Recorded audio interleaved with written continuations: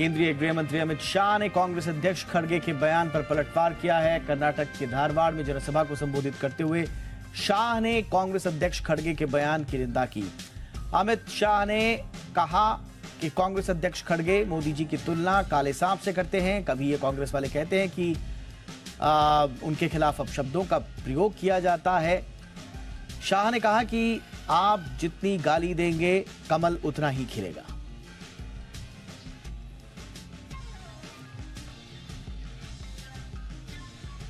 प्रधानमंत्री नरेंद्र मोदी ने video conferencing के जरिए आज देश में 91 एफएम ट्रांसमीटर्स का उद्घाटन किया। इससे 18 राज्यों और 2 केंद्र शासित प्रदेशों के 84 जिलों को फायदा मिलेगा। इससे सीमावर्ती क्षेत्रों में एफएम रेडियो संपर्क को बढ़ावा मिलेगा। इन एफएम ट्रांसमीटर्स के जरिए 2 करोड़ लोगों तक पहुंच होगी। इनके शुरू होने से देश में एफएम कनेक्टिविटी का दायरा 35,000 वर्ग किलोमीटर बढ़ गया है। पीएम के रेडियो कार्यक्रम मन की बात की 100वीं कड़ी के प्रसारण से 2 दिन पहले रेडियो सर्विसेज का विस्तार किया गया है।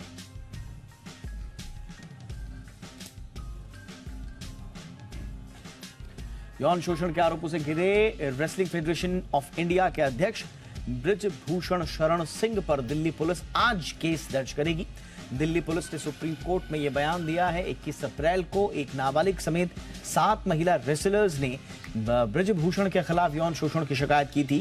केस न दर्ज होने पर रेसलर्स ने सुप्रीम कोर्ट में याचिका दाखिल की थी। आज सुनवाई के दौरान रेसलर्स की ओर से सीनियर एडवोकेट कपिल सिब्बल ने कोर्ट में कहा कि महिला रेसलर्स की सुरक्षा मुहैया कराई जाए और रिटायर्ड जज इस केस की निगरानी करें। इस दलील पर अदालत ने दिल्ली पुलिस को सुरक्षा मुहैया कराने का आदेश दिया है। कोर्ट ने पुलिस को अगले शुक्रवार तक हलफनामा दायर करने को कहा है। अगली सुनवाई 17 मई को होगी। जेडीयू के पूर्व प्रवक्ता अजय आलोक आज बीजेपी में शामिल हो गए। रेल मंत्री अश्विनी वैष्णव ने दिल्ली में आलोक को पार्टी की सदस्यता दिलाई। अजय आलोक ने कहा कि बीजेपी में आकर उन्हें ऐसा लग रहा है कि वो अपने परिवार में आए हैं। पिछले साल जून में अजय आलोक को जेडीयू ने पार्टी से बाहर का रास्ता दिखा दिया था। जेडीयू से निकालने जाने के बाद अजय आलोक के बीजेपी में शामिल होने की चर्चाएं थी। वो लगातार सार्वजनिक मंच पर बीजेपी के पक्ष में बोलते नजर आए।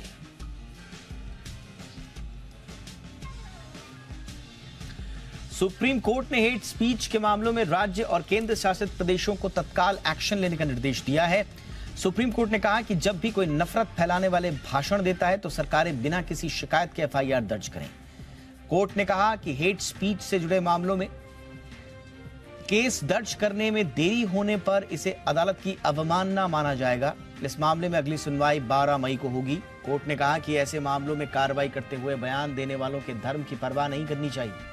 इससे पहले सुप्रीम कोर्ट ने सिर्फ यूपी, दिल्ली और उत्तराखंड सरकार को यह आदेश दिया। अतीक और अशरफ मर्डर केस में सुप्रीम कोर्ट ने यूपी सरकार से जवाब मांगा है। अदालत ने मर्डर केस की डिटेल रिपोर्ट मांगी है। कोर्ट ने पूछा है कि सरकार बताए कि उस दिन क्या हुआ और जांच में अब तक क्या क्या हुआ।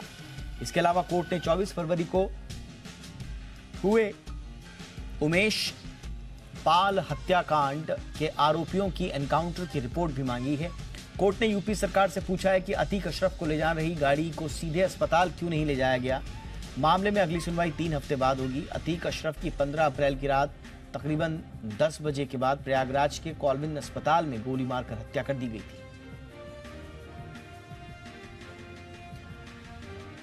शिवसेना के उद्धव ठाकरे गुट के पास मौजूदा सभी संपत्ति एकनाथ शिंदे के नेतृत्व वाली शिवसेना को ट्रांसफर करने की मांग वाली याचिका को सुप्रीम कोर्ट ने खारिज कर दिया है।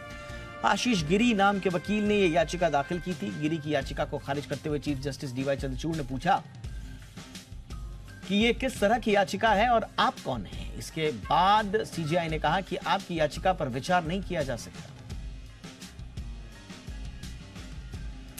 सुप्रीम कोर्ट ने अकाली दल के अध्यक्ष सुखबीर सिंह बादल के खिलाफ धोखाधड़ी के मामले में निचली अदालत की ओर से जारी समन को खारिज कर दिया है। कोर्ट ने कहा कि ट्रायल कोर्ट की ओर से इस मामले में समन जारी किया जाना कानूनी प्रक्रिया का दुरुपयोग है। जस्टिस एमआर शाह और जस्टिस सीटी रवि की पीठ ने इससे पहले 11 अप्रैल को बादल और अकाली दल के वरिष्ठ नेता दलजीत सिंह चीमा की याचिका पर फैसला सुरक्षित रख लिया था। आपको बताएं कि ट्रायल कोर्ट के फैसले के खिलाफ बादल और चीमा ने पंजाब और हरियाणा कोर्ट में याचिका दायर की थी, लेकिन हाईकोर्ट ने भी ट्रायल कोर्ट के आदेश को बरकरार रखा था। अब सुप्रीम कोर्ट से बादल को राहत मिल गई है। देश में कोरोना के मामलों में मामूली गिरावट देखने को मिली है और पिछले 24 घंटे के दौरान कोरोना के 7,533 नए मामले सामने आए हैं। एक दिन पहले यानी कल देश में कुल 9,355 नए मरीज सामने आए थे। मौजूदा समय में देश में एक्टिव मामलों की संख्या घटकर 53,852 हो गई है। केंद्रीय स्वास्थ्य मंत्रालय के आंकड़ों के मुताबिक पिछले 24 घंटे में 44 कोरोना संक्रमित मरीजों की मौत हो गई है। इसमें 16 लोगों के केरल से होने जाने की बात सामने आई है। मंत्रालय के मुताबिक रिकवरी रेट 98% से ऊपर है।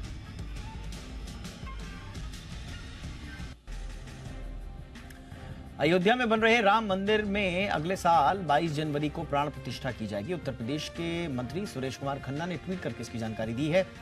उन्होंने बताया कि राम मंदिर का 70% निर्माण पूरा हो चुका है। गर्भगृह के पिलर 14 फीट तक बनकर तैयार हो चुके हैं। मंदिर का निर्माण 3 चरणों में पूरा होगा। पहला चरण इसी साल अगस्त तक पूरा होगा, दूसरा चरण दिसंबर 2024 में, जबकि 2025 तक मंदिर आकार ले चुका होगा। जनवरी 2024 में मंदिर में दर्शन पूजन हो सकेंगे। मंदिर निर्माण में करीब 800 करोड़ रुपए खर्च हो चुके हैं। कुल खर्च का अनुमान करीब 1,800 करोड़ रुपए का है।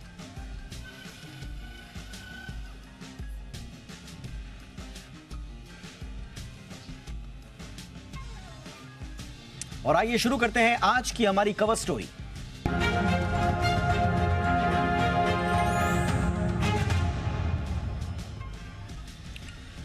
और आज कवर स्टोरी में बात होगी आत्मनिर्भर भारत की ओर बढ़ते हुए एक और कदम की। केंद्रीय कैबिनेट ने नेशनल मेडिकल डिवाइस पॉलिसी 2023 को मंजूरी दे दी है। Medical device sector Indian health care sector का काफी जरूरी और अहम अंग माना जाता है।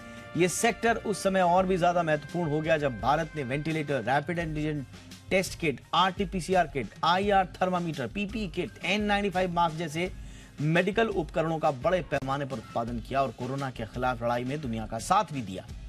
यही नहीं, भारतीय दवाओं का दुनिया भर के तमाम देशों में दबदबा है। वहीं हम वैक्सीन बनाने में अग्रणी देशों में शामिल हैं, लेकिन मेडिकल डिवाइसेस के मामले में हम थोड़ा पीछे हैं। कुछ मेडिकल इक्विपमेंट्स तो ऐसे हैं जिनको हम बड़े अच्छे से बना लेते हैं, लेकिन कुछ खास मेडिकल इक्विपमेंट्स ऐसे हैं जिनमें हमें विदेशों की निर्भरता बहुत ज्यादा है और इनमें चीन बड़ा देश है। कुछ मेडिकल इक्विपमेंट्स में हम बहुत ज्यादा निर्भर हैं चीन के ऊपर। आंकड़ों के मुताबिक हाल ही में चीन से 30 मेडिकल डिवाइसेस ऐसे हैं जिनका आयात 25 से 152% तक बढ़ गया। भारतीय चिकित्सा उपकरण उद्योग संघ ने इसे लेकर वाणिज्य मंत्री पीयूष गोयल को पत्र भी लिखा था। पिछले साल 2022 में चीन से आयात सालाना आधार पर 48% बढ़कर 12,979 करोड़ रुपए का हो गया था। 48% बढ़ा। भारत चीन से मुख्य रूप से कंज्यूमेबल्स, टेस्टिंग किट्स, इस तरह के उपकरण ज्यादा आयात करते हैं हम वहां से। हालांकि देश से मेडिकल डिवाइसेस का निर्यात भी बढ़ा है, यानी कि हमने अपने देश में बनाकर दुनिया को सप्लाई भी किया है। वित्त वर्ष 2023 में अप्रैल दिसंबर के दौरान मेडिकल डिवाइसेस का निर्यात बढ़कर 20,511 करोड़ रुपए हो गया, जो वित्त वर्ष 2022 के पहले 9 महीनों में 17,557 करोड़ रुपए रहा। फिर अगर आप 2022 का देखेंगे, इस दौरान निर्यात भी जो एक्सपोर्ट है वो 21% बढ़ा और ये 19,803 करोड़ रुपए का हो गया। इसी तरह से 2022 में निर्यात तो बढ़ रहा था, लेकिन आयात भी बढ़ गया। 2022 में आयात हमारा जो है 41% बढ़कर 63,000 करोड़ रुपए का हो गया। अब इसी को देखते हुए सरकार ने राष्ट्रीय चिकित्सा उपकरण नीति 2023 की मंजूरी दी, इसकी घोषणा की। नेशनल मेडिकल डिवाइस पॉलिसी की मदद से सरकार मेडिकल डिवाइस सेक्टर को बहुत आगे ले जाना चाहती है। भारत को मेडिकल डिवाइसेस की मैन्युफैक्चरिंग में और इनोवेशन में ग्लोबल लीडर बनाना चाहती है। अगले 25 सालों में इसके लिए कुछ लक्ष्य भी तय किए गए हैं। ग्लोबल मार्केट में भारत की हिस्सेदारी 10 से 12% करने का लक्ष्य है। अभी ये लगभग 1.5% के आसपास है और जिस दिन ये 25 साल में 10 से 12% हो गई है, इनफैक्ट इससे भी ज्यादा हो गई, तो आप समझ सकते हैं कि इस पूरे सेक्टर में कितना बड़ा बूम आएगा।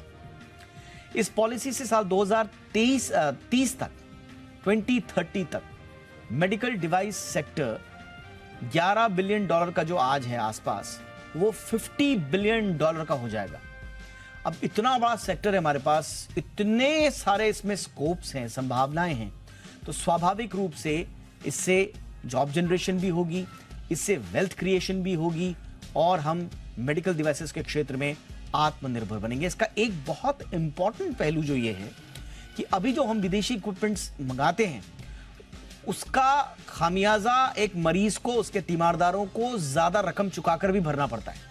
अब अगर देश में जो हम आयात करते हैं उनका उत्पादन अगर हम देश में ही करने लगे तो फिर कॉस्ट भी कम होगी, वो सस्ते भी मिलेंगे और मेडिकल जो खर्च है हमारा पर कैपिटा उसमें भी कमी आएगी। फिलहाल जो योजना सरकार ने तय की है, ये पूरी की पूरी नई पॉलिसी जो लाई है, इस योजना के तहत 1206 करोड़ रुपए की 26 परियोजनाओं को मंजूरी दी गई है। इसमें 714 करोड़ रुपए का निवेश किया गया है। कुछ राज्य इसमें चिन्हित किए गए हैं, हिमाचल प्रदेश, मध्य प्रदेश, तमिलनाडु, उत्तर प्रदेश। इसमें 4 मेडिकल डिवाइस पार्क बनाए जाएंगे जहां पर सिर्फ यही काम हो रहा होगा। भारत में प्रोडक्शन लिंक्ड इंसेंटिव स्कीम के तहत कुल 14 परियोजनाओं में 37 मेडिकल डिवाइसेस बनाए जा रहे हैं और इसमें जो कुछ डिवाइसेस अगर हम आपको बताएं, हम आपको अपने ग्राफिक्स के जरिए भी बता रहे हैं। इसमें जो इंपॉर्टेंट डिवाइसेस हैं, इसमें लीनियर एक्सेलेरेटर है, एमआरआई स्कैन है, mammogram, CT scan, C arm, high end X ray tube, MRI coil जैसी उपकरण इसमें शामिल हैं। अब बचे हुए जो 12 प्रोडक्ट्स हैं ये तो तैयार हो रहे हैं, लेकिन जो बचे हुए 12 प्रोडक्ट्स हैं वो भी फटाफट भारत में बनने शुरू हो जाएंगे। तो कुल मिला के कहें तो भारत दवा उत्पादन के मामले में तो दुनिया भर में तीसरे नंबर पर है, कीमत के हिसाब से 14वें नंबर पर है, जेनरिक दवा मुहैया करवाने के नाम पे हम पहले पायदान पर हैं, लेकिन जो डिवाइसेस में जो कमी रह गई थी उसमें भी अब हम अग्रणी देशों में शामिल हो जाएंगे। सरकार की ये मंशा है और इस पर सरकार आगे बढ़ चुकी है। तो बड़ा दिन है आज मेडिकल डिवाइस सेक्टर के लिए और इससे जुड़ी हुई जो सरकार ने नई पॉलिसी का ऐलान किया है, इसकी क्या संभावनाएं हैं और क्या मतलब है इसका क्षेत्र के लिए, कहां-कहां नए मौके बन रहे हैं, किन-किन के लिए बन रहे हैं, इस पर बातचीत करने के लिए बहुत ही खास मेहमान हमारे साथ जुड़ चुके हैं। Association of Indian medical devices industry के forum coordinator Rajiv Nath sir हमारे साथ जुड़ चुके हैं। राजीव सर, बहुत बहुत स्वागत है आपका। सरकार के इस फैसले को आपका एसोसिएशन किस तरह से देख रहा है सर? आप लोग आशान्वित हैं, खुश हैं, संतुष्ट हैं सरकार के फैसले से? जी हम बहुत खुश हैं।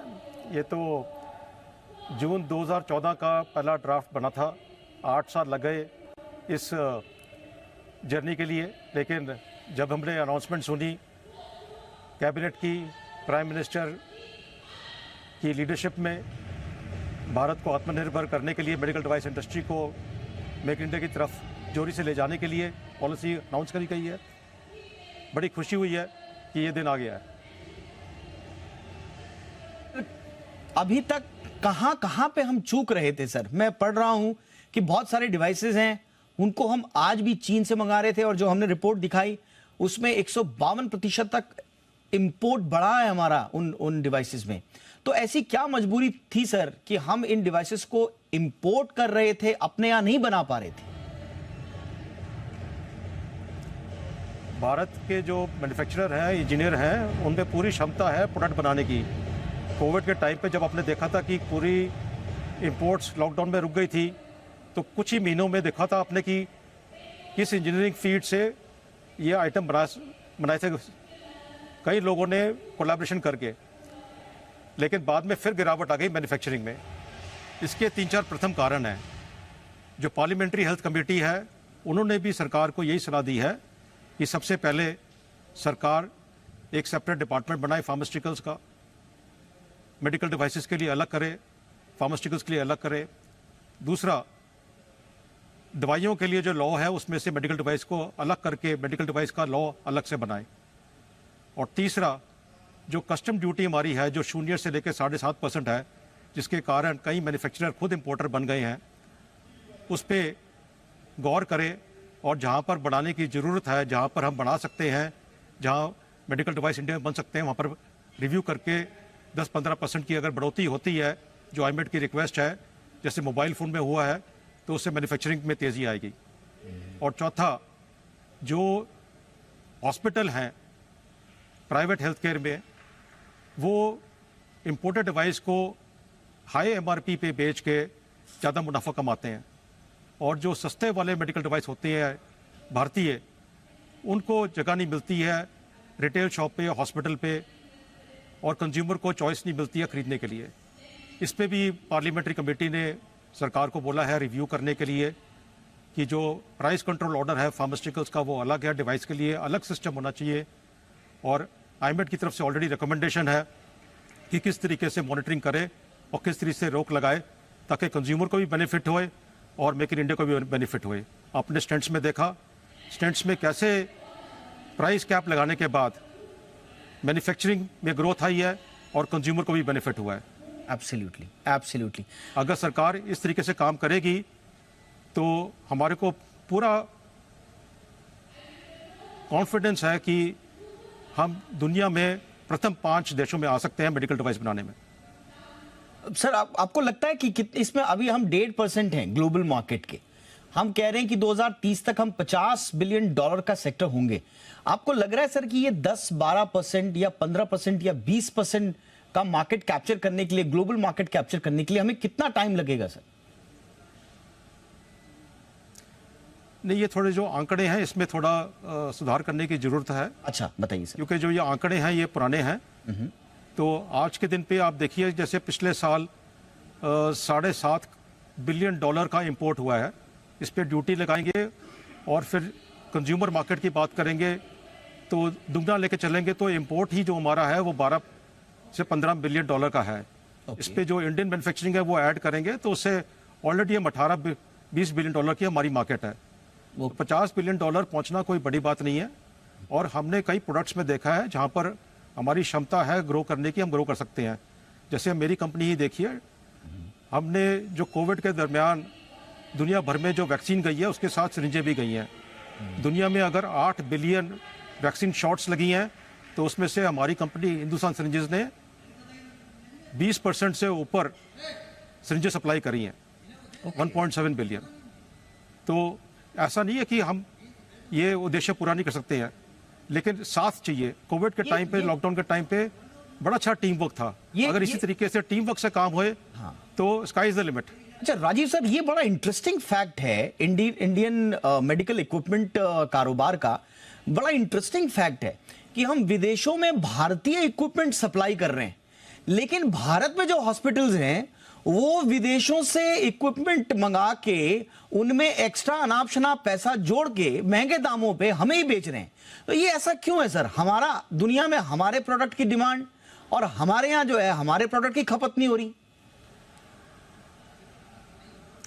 दुनिया भर में जो ये सिस्टम है डिब्बे के ऊपर या पैकेट के ऊपर एमआरपी लगाने का कहीं पे भी नहीं है।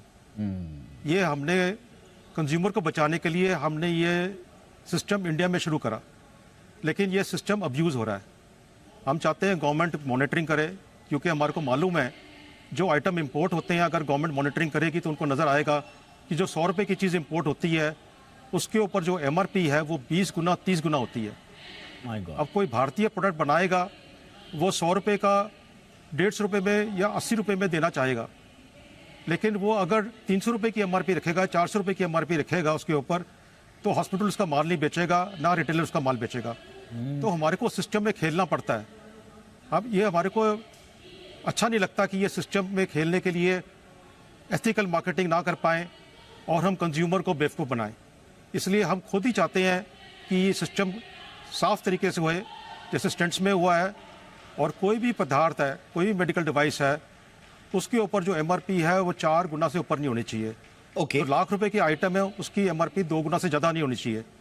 ये 2 गुना काफ़ी है सप्लाई चेन के लिए, इन्वेंट्री मैनेजमेंट के लिए, रीसेल के लिए, डिस्ट्रीब्यूटर के मार्जिन के लिए, क्योंकि कभी कभी 5-7 स्टेजेस होती हैं माल बेचने की। ये सभी स्टेजेस के लिए काफ़ी है, लेकिन 20-30 गुना की जरूरत नहीं है।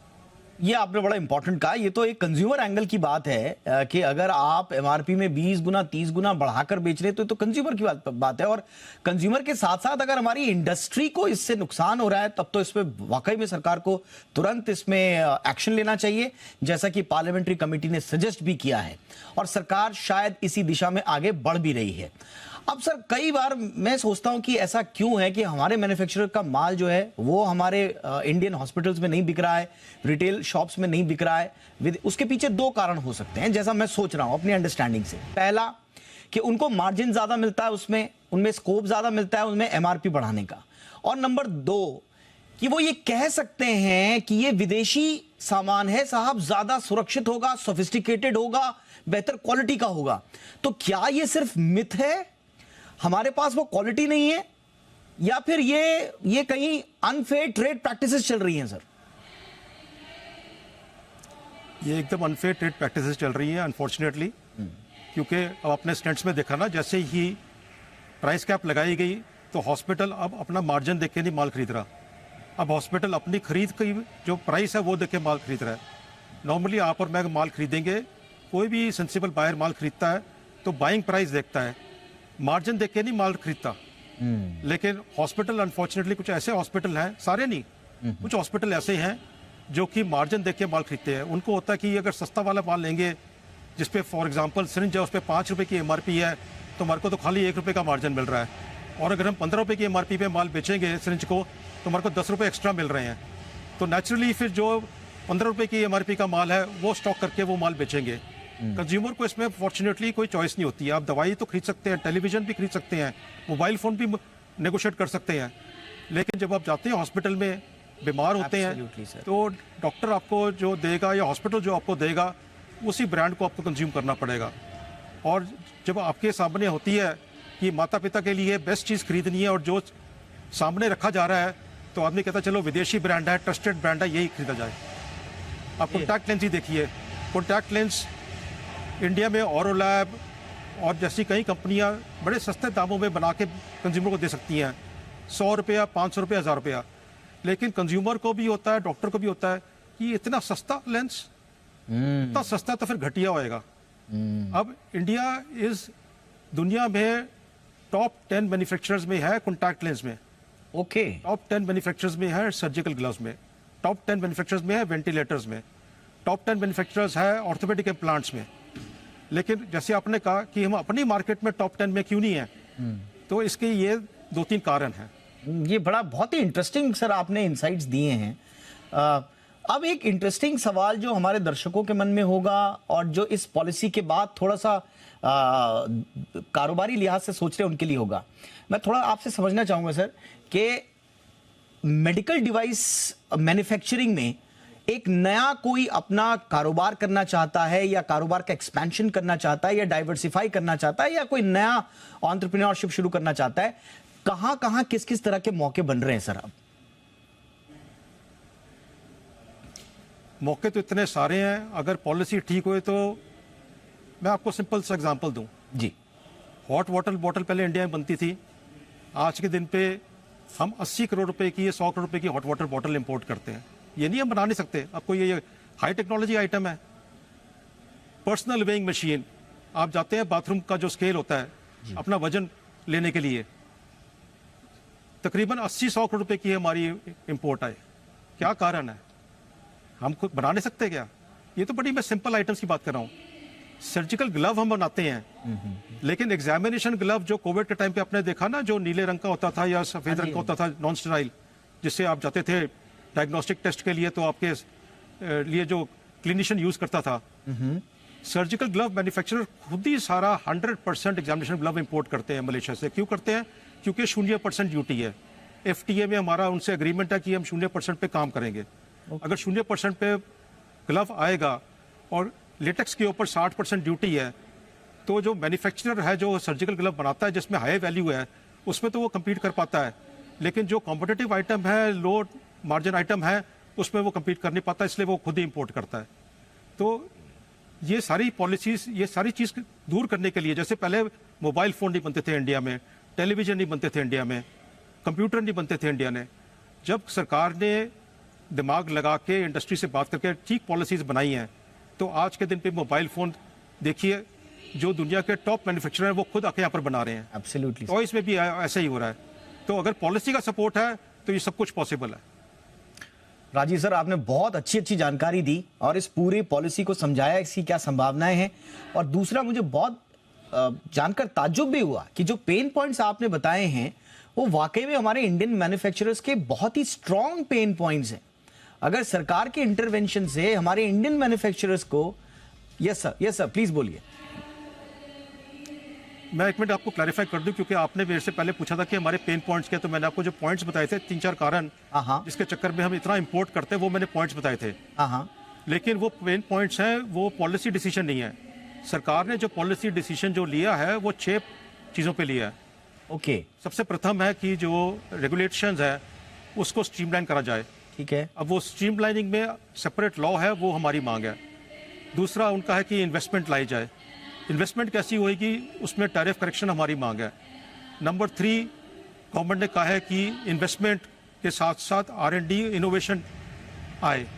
R&D इनोवेशन तब आएगा जब जो लॉ है एक मैन्युफैक्चरर को क्रिमिनल की तरह ट्रीट नहीं करेगा। अभी करंट ड्रग एक्ट में ये बहुत बड़ा रिस्क फैक्टर है। चौथी चीज पे जो सरकार ने पॉलिसी में गाइडलाइन जो दी है कि स्किलिंग होगी, अपस्किलिंग होगी, बड़ी अच्छी बात है, ये भी हम चाहते हैं। अगर नेक्स्ट पॉइंट जो सरकार ने बोला है कि ब्रांड इंडिया के लिए एक्सपोर्ट प्रमोशन काउंसिल का उपयोग होएगा, ये भी हमारी मांग थी, इस पे गवर्नमेंट काम करेगी, बड़ी अच्छी बात है। अगर सरकार जो हमारी मांगे हैं और जो हमने उनको बताया हुआ है कि मरीज बीमार क्यों है जी, अब सरकार अगर डॉक्टर की तरह काम करेगी जी, तो जाहिर है कि वो आईसीयू से क्या बाहर निकलेगा, वो वार्ड से बाहर निकलेगा और वो हंसता खेलता हुआ बाहर घूमेगा। बहुत अच्छी बात कही आपने सर, बहुत अच्छी बात आपने कही कि सरकार जो है वो डॉक्टर बन के सोचे। बहुत अच्छी बात। हम उम्मीद करते हैं सर कि आपकी जो डिमांड्स हैं वो सरकार तक पहुंचे, ऑलरेडी पहुंची होंगी, हमारे जरिए भी पहुंचे और उनका निराकरण हो, उनका समाधान आपको मिले। बहुत बहुत शुक्रिया हमें समय देने के लिए Rajiv Nath sir, thank you so much. एक छोटा सा ब्रेक के उस पार कुछ और खबरें।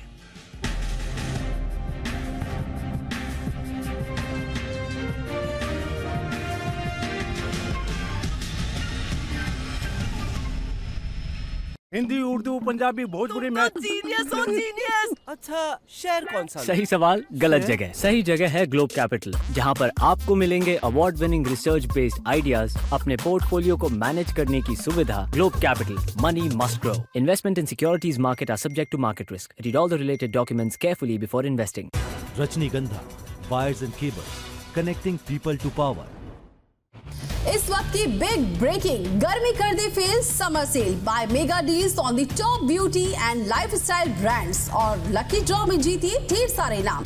Visit your nearest store now और order online at www.combination.in। Combination deal नहीं स्टील है।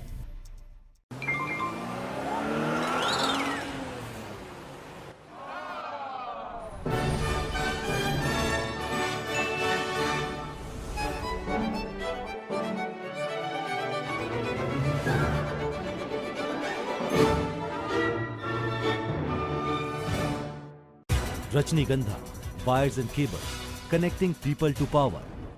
30 दुर्लभ जड़ी बूटियों से निर्मित केशकांति एडवांस हेयर ऑयल बालों को झड़ने से बचाए, नए बाल उगाए व असमय सफेद होने से मुक्ति दिलाए।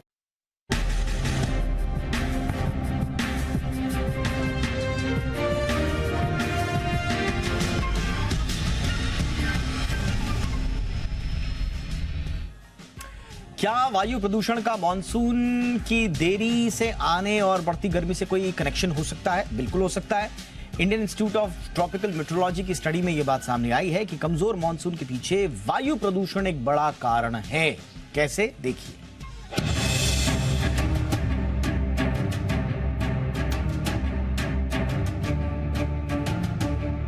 वायु प्रदूषण की मार हमारी सेहत पर ही नहीं भारी पड़ रही है, बल्कि धरती की सेहत को भी तेजी से प्रभावित कर रही है। बढ़ते वायु प्रदूषण का खतरा मानसून में देरी और धरती के बढ़ते तापमान की एक बड़ी वजह बन रहा है।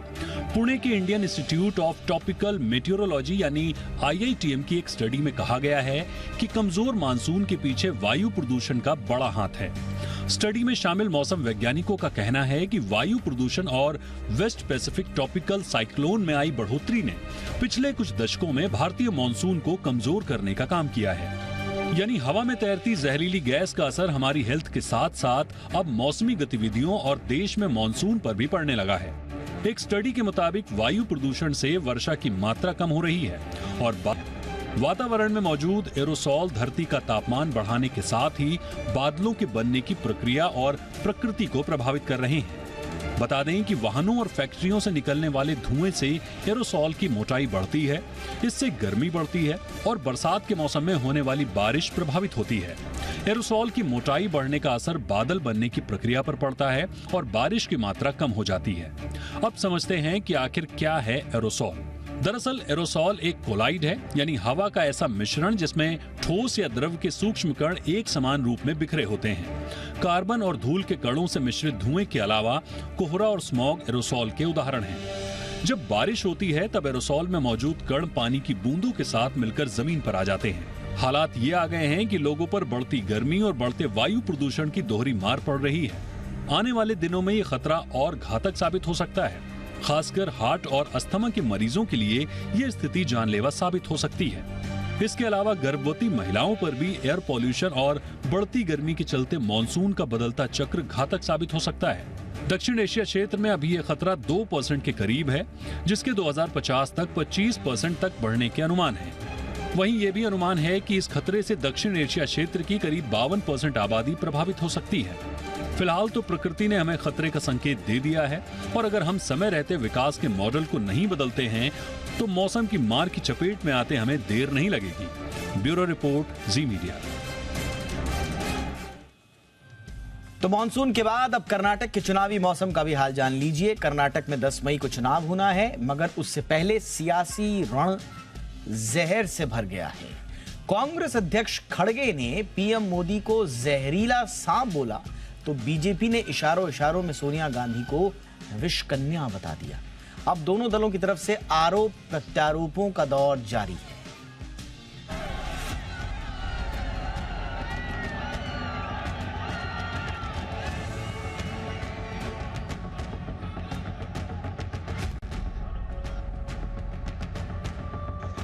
कर्नाटक की लड़ाई गालियों तक आई। मत ನೀವೇನಾದರೂ ತಪ್ಪು ತಿಳ್ಕೊಂಡ್ರಿ ಮೋದಿ ಅಂದ್ರೆ गाली पर विवाद तो खरगे की सफाई। मेरा विचार उनकी आइडियोलॉजी को लेकर है, किसी पर निजी अटैक नहीं है। दक्षिण के रण में विषधर वर्सेस विष कन्या।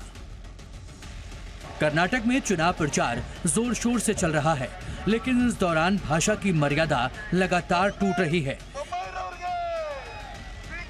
आलम यह है कि जिस नेता की जुबान पर जो आ रहा है वो बिना कुछ सोचे समझे बोल दे रहा है। गुरुवार को हावेरी में जनसभा के दौरान कांग्रेस अध्यक्ष मल्लिकार्जुन खड़गे ने पीएम मोदी पर विवादित बयान दिया तो अब कर्नाटक के बीजेपी विधायक वसंत गौड़ा पाटिल ने सोनिया गांधी पर विवादित टिप्पणी की है। वसंत गौड़ा ने चुनावी जनसभा में कहा कि अगर पीएम जहरीला सांप हैं तो क्या सोनिया गांधी विष कन्या हैं? ಕೆಂಪು ಹಾಸಿಗೆ ಮೂಲಕ ಸ್ವಾಗತ ಮಾಡಿ ಹಗಲ ಮೇಲೆ ಕೈ ಹಾಕೊಂಡು ಹೋಗುವಂತ ಒಂದು ವಿಶ್ವದ ನಾಯಕರಾಗಿ ಇವತ್ತು ಪ್ರಧಾನಮಂತ್ರಿ ನರೇಂದ್ರ ಮೋದಿ ಅವರ ಬಗ್ಗೆ ನಾಗರಹಾವಿಗೆ ಹೋಲಿಸ್ತಾರೆ, ವಿಷ ಕಚ್ತಾರತ್ತೆ। ನಿಮ್ಮ ಪಾರ್ಟಿ ನೀವೇನು ಯಾರ ಮ್ಯಾಗ ಕುಣಿಲಕತ್ತಿರಲ್ಲ, ಸೋನಿಯಾ ಗಾಂಧಿ ಏನು ವಿಷಕನ್ನೇ ನಂಗಾದ್ರೆ ಈ ದೇಶ ಹಾಳು ಮಾಡೋಣಂತ ಚೀನಾ ಮತ್ತು पाकिस्तान एजेंट रह ಕೆಲಸ ಮಾಡುವಂತ सोनिया गांधी। सोनिया गांधी पर सवाल उठाए तो कांग्रेस ने पलटवार करने में देर नहीं की। कर्नाटक के कांग्रेस अध्यक्ष डीके शिवकुमार ने सोनिया गांधी को मां जैसा बताया, तो वहीं सुप्रिया श्रीनेत ने कहा कि हार से बौखलाकर बीजेपी अब घिनौनी राजनीति पर उतर आई है। कर्नाटक में भाजपा के एक स्टार प्रचारक हैं बसंत गौड़ा पाटिल यत्नाल। उन्होंने कांग्रेस की पूर्व अध्यक्षा और कांग्रेस पार्लियामेंट्री पार्टी की चेयरपर्सन श्रीमती सोनिया गांधी जी को विष कन्या ही नहीं कहा, पाकिस्तान और चीन का एजेंट तक कहा है। मैं पूछना चाहती हूं, क्योंकि वो नरेंद्र मोदी जी के बहुत चहेते हैं, कि क्या ये उनके शब्द हैं या ये बोल नरेंद्र मोदी के और बासवराव बोम्मई जी के हैं जो सिर्फ वो बोल रहे हैं? ये राजनीति में हर मर्यादा, हर शुचिता, हर सीमा को लांघने वाला बयान है। एलएसी पर साजिश रचने वाले चीन को भारत ने सबक सिखाया। एससीओ की बैठक से पहले राजनाथ सिंह ने चीन के रक्षा मंत्री से सीमा विवाद पर बात की। लेकिन उनके साथ हाथ नहीं मिलाया। जिनपिंग के मंत्री को राजनाथ ने दूर से ही नमस्ते किया और साफ संदेश दिया कि सीमा पर शांति के बिना दोनों देशों के आपसी संबंध आगे नहीं बढ़ सकते।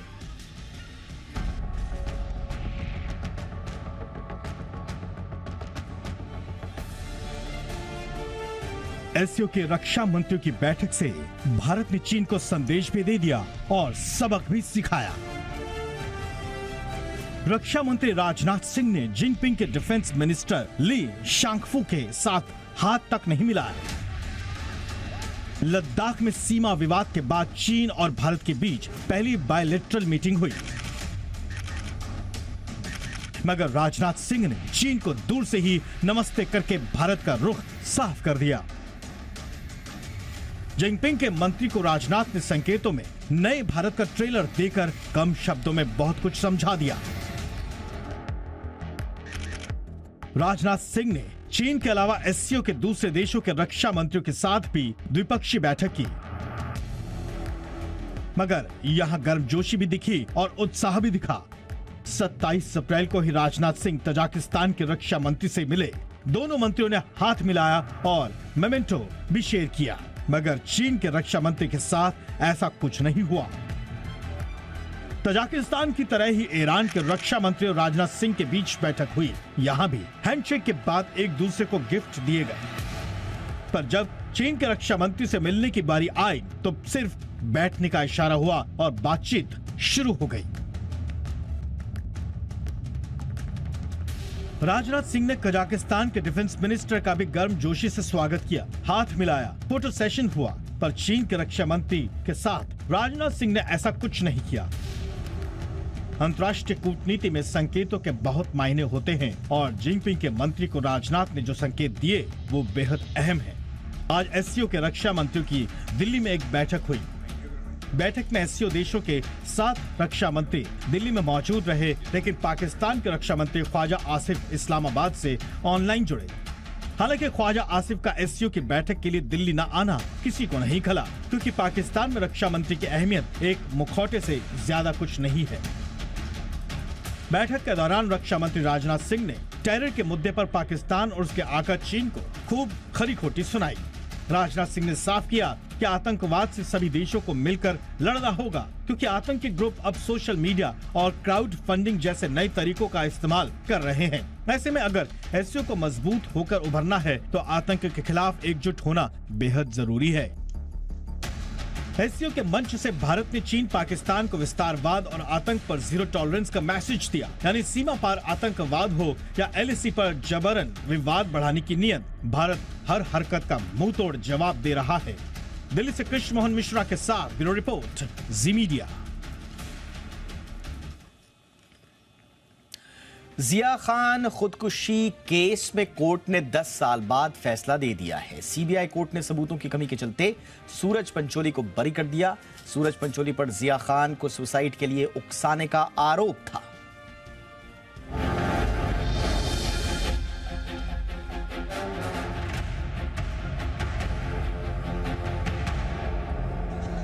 दस साल बाद जिया खान की खुदकुशी मामले में सूरज पंचोली पर कोर्ट का फैसला आना था। सुबह से सीबीआई की स्पेशल कोर्ट के बाहर गहमा गहमी बनी हुई थी। कोर्ट ने फैसला सुनाने के लिए पहले सुबह 10:30 बजे और फिर दोपहर 12:30 बजे का वक्त दिया।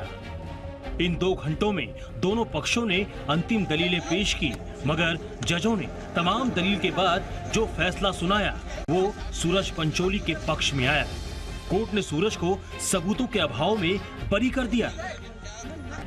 सूरज के खिलाफ एविटमेंट ऑफ सुसाइड का मामला था, यानी जिया खान को खुदकुशी के लिए उकसाने का आरोप। हालांकि जिया की मां ने इसे आत्महत्या नहीं बल्कि हत्या का केस बताया और इसी एंगल से मामले की जांच की मांग की, मगर तमाम दलीलों और गवाहों को सुनने के बाद कोर्ट ने सूरज पर लगे ये आरोप खारिज कर दिए। देखिए, अगर आप एविडेंस पढ़ेंगे पूरा तो पूरे 22 विटनेसेस में मिला के एक भी एलिगेशन प्रोसिक्यूशन ने प्रूव नहीं किया। मैं आप जो सुसाइड नोट की एलिजेडली बात कर रहे हो वो भी पूरी तरह शैटर हो चुका है कि whether it was written by the deceased और नॉट।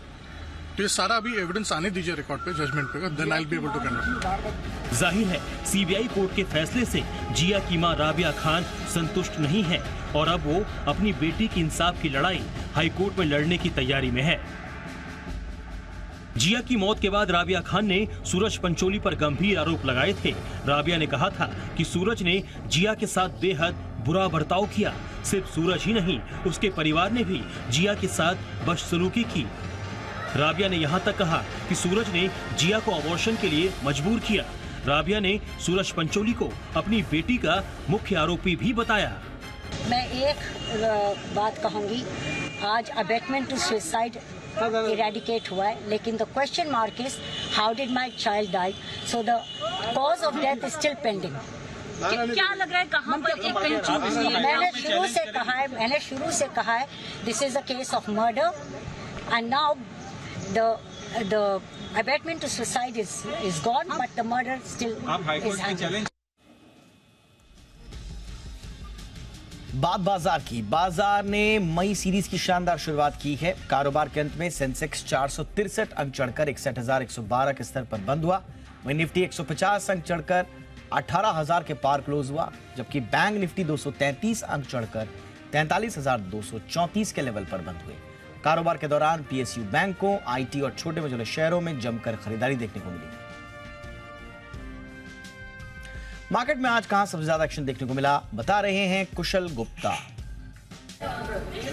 जी, तो बाजारों के लेवल्स के हिसाब से ये हफ्ता काफ़ी ज़्यादा इवेंटफुल रहा, जहां पर आप देखिए निफ्टी फिर से 20 फरवरी के बाद जो है 18,000 के क्लेम्स फिर से ये रिक्लेम करता हुआ दिख रहा है। और कहीं ना कहीं इसकी सबसे बड़ी वजह बन रही है सरकारी बैंक्स। वहां पर तो दमदार तेज़ी का मूड माहौल बना हुआ है। पर साथ साथ आपको निफ्टी में अगर चढ़ने वाले शेयरों को देखेंगे तो टाटा कंज्यूमर, एल&टी, एसबीआई जैसे स्टॉक्स यहाँ पर शामिल थे। बहुत ही बेहतरीन तेजी आपको यहाँ पर देखने को मिली थी, जहाँ पर 6 से 9% की गेंस पूरे हफ्ते में इन तीनों दिग्गज शेयरों में बनते हुए नजर आए। पर गिरावट कहाँ थी? गिरावट के लिहाज से HUL, सिप्ला, ONGC जैसे स्टॉक्स पर दबाव रहा है। HUL तो ऑफकोर्स जो नंबर्स आए उसके बाद ये दबाव में इस हफ्ते होते हुए दिखे। टॉप गेनर्स के लिहाज से आप देखिए तो यहाँ पर RVNL और तमाम जो रेलवे स्टॉक्स है वहाँ पर कहीं भी कोई भी लेवल्स पे कमजोरी इस पूरे हफ्ते आपको देखने को नहीं मिली। इनफैक्ट RVNL टॉप गेनर निकल कर आया। निफ्टी 500 से लगभग 39% की ग्रोथ यहाँ पर आती हुई नजर आई। और अगर आप लार्जली निफ्टी के लिहाज से भी देखेंगे तो छोटे मझोले शेयरों में तो तेजी थी ही, ये साथ ही निफ्टी का इंडेक्स भी 2% इस हफ्ते चढ़ता हुआ नजर आया। GSFC, MRPL समेत 20 से 30% की गेंस यहाँ पर भी आते हुए दिखे। पर गिरावट इप्का लैब्स, जिस तरह से यूनिकेम जो केमिकल्स है, यूनिकेम लैब्स का जो एक्विजिशन इन्होंने किया है, वो जो अनाउंसमेंट आई उसके बाद लगातार गिरावट देखने को मिली। क्रॉम्पटन ग्रीव्स को मैनेजमेंट को लेकर जो चिंताएं हैं वहां पर 14% तक की गिरावट आई। आवास फाइनेंशियल और गोदरेज कंज्यूमर प्रोडक्ट्स अगेन जो रेमंड के साथ डील हुई, इस वजह से पिछले 2 दिनों से दबाव में यहां पर आते हुए नजर आ रहे थे। सेक्टर स्पेसिफिक देखेंगे तो मेजॉरिटी सभी सेक्टर्स अच्छे खासे पॉजिटिविटी के साथ बंद होते हुए दिखे, जिसमें PSU बैंक्स लीड कर रहे थे पूरे बाजार को ड्राइव करने में। लगभग इंडेक्स लेवल पर 7% के गेंस यहां पर आते हुए नजर आए। निफ्टी बैंक के लिहाज से IDFC फर्स्ट बैंक, PNB समेत SBI, BOB जितने भी सरकारी बैंक है वहां पर एक्शन थमने का नाम नहीं लिया इस हफ्ते। और रियल्टी स्पेस भी पीछे नहीं था। IB real, Phoenix, Prestige estate जैसे स्टॉक्स में दमदार तेजी बनती हुई दिखी। कुछ एक छोटे मझोले IT कंपनियां, जहां पर जो मिड कैप IT कंपनियां खास कर हैं, वहां पर थोड़े गेंस आते हुए दिखे। नंबर्स भी आए थे इस हफ्ते इनके। और अंत में ऑटो स्पेस से बात करेंगे तो अशोक लेलैंड टॉप गेनर निकल गया है 7% की तेजी के साथ। तो largely majority of the sectors हरे निशान में ही रहे। बाजार में एक हरियाली का मूड माहौल, या एक कह सकते हैं कि इस हफ्ते पूरा का पूरा रिवर्सल हमें देखने को मिला। अब यही देखना है कि जो नई महीने की एक्सपायरी है वो तो शुरुआत हो चुकी है, पर अगले हफ्ते किस तरह से हम ट्रेड करते हैं, क्योंकि 3 दिनों का लंबा वीकेंड है। उसके बाद 2 मई को जब हम वापस लौटेंगे तो बाजारों का ट्रेंड देखना काफी इंटरेस्टिंग होगा। वित्त मंत्री निर्मला सीतारमण ने आज मुंबई में वेटरन बैंकर नारायणन वघुल की किताब रिफ्लेक्शंस का अनावरण किया। नारायणन वघुल ICICI बैंक के चेयरमैन रह चुके हैं।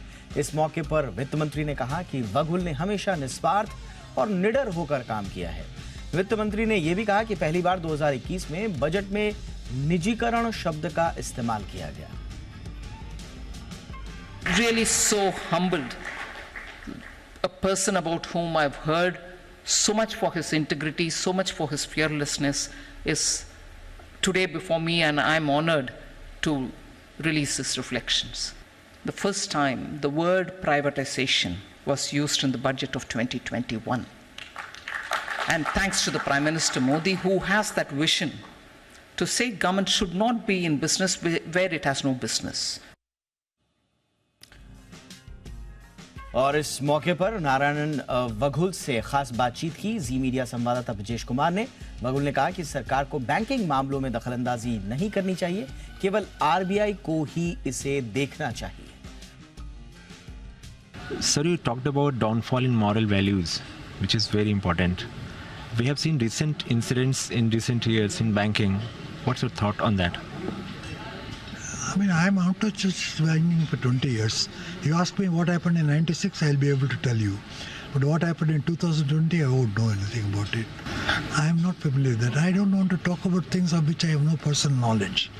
If you go through my book, I'll find that all these incidents that I have mentioned, where I had a personal knowledge, I could speak with authenticity. But I cannot talk with authenticity about things which I do not know. There is a chapter in the book about banking and politics. This story still plays on, it seems like. So how you dealt in your time, and what will be your advice to the new age of this age of bankers? It's obvious advice is that state should keep away from banking. Banking should be the full under control of the Reserve Bank of India, to the extent the Reserve Bank of India can control it. State should not have any role to play in banking. That's a short and simple message which I try to convey in my book. There is another chapter about demise of development banking, but in recent years we have seen huge focus on infrastructure, which requires long-term funding. So what is the way out? We don't have that kind of development banks as of now. Kamath, I was talking to him today. Kamath tells me that there are enough long-term funds available. And so if you read the book says that because long-term funds are not available, the only long-term funds which we had was Provident Fund and Pension Fund. The whole of it was being taken over by the government. Nothing is available in the market. Apparently the market is picking up. He is able to get long-term funds. He has already developed business to the extent of 1 lakh crores. This is very creditable. Godrej consumers को Raymond ने FMCG कारोबार बेच दिया है। इस deal की और details के साथ हमारे साथ मौजूद हैं हमारी सहयोगी नुपुर। गोदरेज कंज्यूमर रेमंड की तरफ से बड़े अपडेट्स आते दिखे, जहां पे गोदरेज कंज्यूमर रेमंड का जो एफएमसीजी कारोबार है उसे खरीदने वाला है। 2825 करोड़ की ये डील होने वाली है, जिसमें 100 करोड़ का कैश है रेमंड के पास। जो रेमंड के एफएमसीजी के ब्रांड्स है, जैसे कि पार्क एवेन्यू डिओड्रेंट, कामासूत्र के जो प्रीमियम ब्रांड्स है, वो सारे के सारे अब गोदरेज कंज्यूमर खरीद लेगा। जब हमने मैनेजमेंट से कल बात की थी तो उन्होंने कहा था कि 400 करोड़ का टैक्स एडजस्टमेंट भी है, तो अगर उन सबको एडजस्ट करके देखेंगे तो डील आपको 3.7 टाइम्स पर नजर आएगी प्राइस टू सेल्स। लेकिन अगर 2800 पर वैल्यू करेंगे तो 4.5 के सेल्स पर आपको ये डील दिखेगी, जो बाजार को एक्सपेंसिव लग रही है, महंगी लग रही है, क्योंकि जो कुछ टाइम पहले इस कारोबार को 2500 करोड़ में इस डील को होना था, जो नहीं हो पाया था। उस लिहाज से ये डील थोड़ी एक्सपेंसिव है। इनफैक्ट गोदरेज कंज्यूमर के अगर मार्जिन देखें तो एफएमसीजी का जो मार्जिन है रेमंड का वो कम है। गोदरेज कंज्यूमर के एबिटा मार्जिन ज्यादा है कंपेयर टू रेमंड के।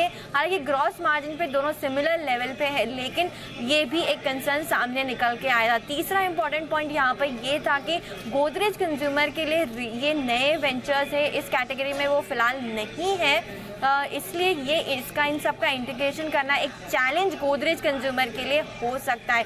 तो ये चीज़ें बाजार को जो गोदरेज कंज्यूमर को लेकर नहीं पसंद आई, जिसके दिन लगातार हमने देखा कि स्टॉक पे दबाव बना रहा। साथ ही साथ रेमंड ने भी अपने बिजनेस में कुछ रीस्ट्रक्चरिंग की है, जहाँ पे वो अपना जो लाइफस्टाइल लेगेसी बिजनेस है उसे डीमर्ज कर देगा और जो रेमंड लिमिटेड फिलहाल लिस्टेड है उसमें सिर्फ रियल एस्टेट का बिजनेस रह जाएगा और जो दूसरी एंटिटी है उसे सेपरेट लिस्ट किया जाएगा और शेयर होल्डर्स को अकॉर्डिंगली शेयर्स मिलेंगे इस ट्रांजैक्शन के जरिए। लेकिन बाजार को एक्सपेंसिव ये डील लगी गोदरेज कंज्यूमर के लिहाज से। इंटीग्रेशन एक चैलेंज हो सकता है और जो मार्जिन है वो भी फिलहाल कम है गोदरेज कंज्यूमर के लिए, तो EPS एक्रेडिव आने वाले कुछ समय में थोड़ा नहीं पॉसिबल है। तो इस पर नजर रहने वाले कि आगे चल के कब ये पे आउट होता है। और आइए अब देखते हैं इस हफ्ते का टेक टॉप 10।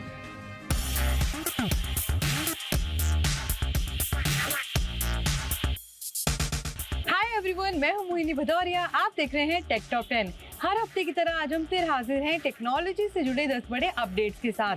डेल के लैपटॉप लॉन्च से लेकर वीवो के स्मार्टफोन लॉन्च तक, जानिए इस हफ्ते क्या क्या हुआ खास। डेल ने इंडियन मार्केट में 12 नए लैपटॉप्स और गेमिंग पीसीज की रेंज पेश की है। इनमें del Alienware M18, Alienware X16, इंस्पायरन 16 और इंस्पायरन 16 2-in-1 जैसे कई लैपटॉप्स शामिल हैं। इसके अलावा कंपनी ने लैपटॉप्स की 2 नई सीरीज भी पहली बार लॉन्च की है। इनमें लैटिट्यूड 9000 सीरीज से लेकर प्रिसीजन 3000 सीरीज शामिल है। इसके साथ ही कंपनी ने 2 पर्सनल कंप्यूटर डेल ऑप्टीप्लेक्स 7410 AIO और डेल अल्ट्राशार्प 34 कर्व्ड USB हब भी लॉन्च किए हैं। OnePlus ने भारत में लॉन्च किया OnePlus Pad। इसे एक ही हेलो ग्रीन कलर ऑप्शन में लॉन्च किया गया है।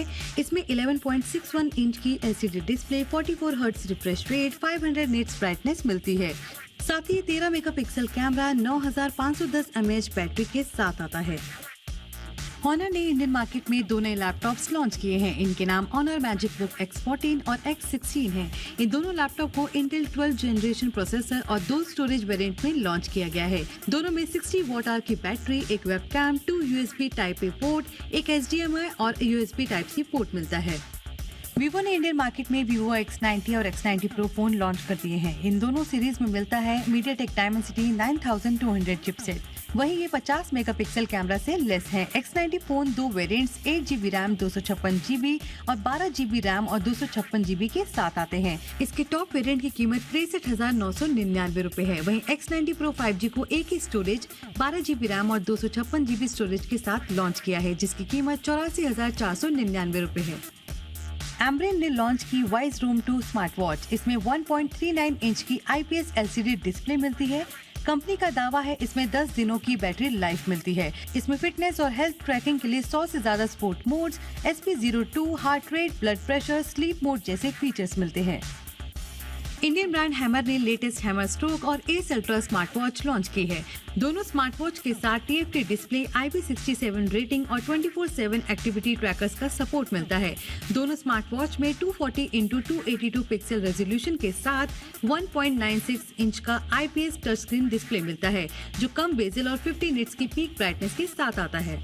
ब्लॉपंक ने इंडिया में नया tower speaker Blaupunkt TS120 launch किया है। ये प्रीमियम क्वालिटी का स्पीकर है जिसमें 200 वॉट का साउंड आउटपुट मिलेगा। इस स्पीकर में कनेक्टिविटी के लिए ब्लूटूथ के अलावा HDMI, ARC, optical, coaxial, auxin, VT और USB का सपोर्ट है। फास्ट्रैक ने लॉन्च की revolt FS1 Pro smart watch. इस वॉच में 1.96 इंच की AMOLED आर्क डिस्प्ले है, ब्लूटूथ कॉलिंग और 110 से ज्यादा स्पोर्ट्स मोड्स भी दिए गए हैं। इसे ब्लैक, ब्लू और टील कलर ऑप्शन में उतारा गया है। इसमें स्मार्ट नोटिफिकेशंस और AI वॉइस असिस्टेंट का भी सपोर्ट दिया गया है। डस्ट और वाटर रेसिस्टेंट के लिए इसमें IP68 रेटेड है। कंपनी का दावा है इस वॉच को महज 10 मिनट में चार्ज करके पूरे दिन चलाया जा सकता है। लेक्सास ने लॉन्च किया नया SSD कार्ड। ये lecture professional CF Express Type B card silver series है। लेक्सार के ये कार्ड DSLR और मिररलेस कैमरा के लिए डिजाइन किए गए हैं।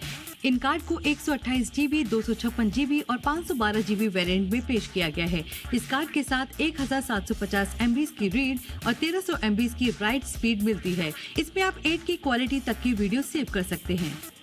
व्हाट्सएप ने अपना मल्टी डिवाइस फीचर यानी कंपेनियन मोड पेश कर दिया है। इससे यूजर्स अपने सिंगल व्हाट्सएप अकाउंट को एक साथ 4 डिवाइस में इस्तेमाल कर पाएंगे। मतलब एक वक्त पर एक अकाउंट को एक से ज्यादा डिवाइस पर इस्तेमाल किया जा सकेगा। इस दौरान अलग डिवाइसेस में अकाउंट पर अलग अलग काम किया जा सकेगा। तो ये थी टेक्नोलॉजी से जुड़ी 10 बड़ी खबरें। अगले हफ्ते हम फिर हाजिर होंगे। तब तक के लिए देखते रहिए जी बिजनेस।